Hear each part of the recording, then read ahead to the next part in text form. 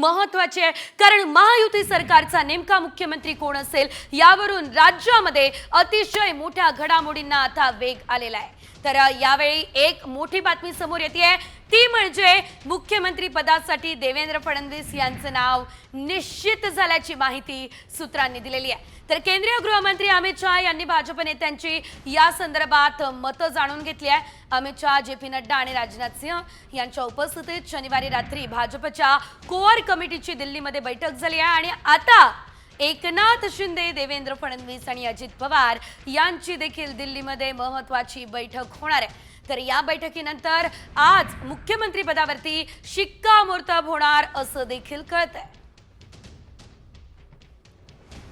लवकर होईल आणि मुख्यमंत्री कोण होतील हे पण लवकर कळेल। आज आम्ही महायुती म्हणून निवडणुकीला सामोरं गेलेलो आहोत। एक वस्तू आम्हाला कोणालाही नाकारता येत नाही की भारतीय जनता पक्षाला 133 जागा त्या ठिकाणी कमळ चिन्हावरती अधिकृतपणाने त्या ठिकाणी मिळालेल्या आहेत। पण तरीसुद्धा आम्ही सगळेजण एकत्रितपणाने बसू। आमच्या सर्वांचंच केंद्रीय नेतृत्व दिल्लीमध्ये आहे, त्यांच्याजवळ या विषयावरती चर्चा त्या ठिकाणी होईल आणि त्या चर्चेच्या वेळेला त्याच्या अनुषंगाने त्या संदर्भातला योग्य तो निर्णय लवकरात लवकर होईल।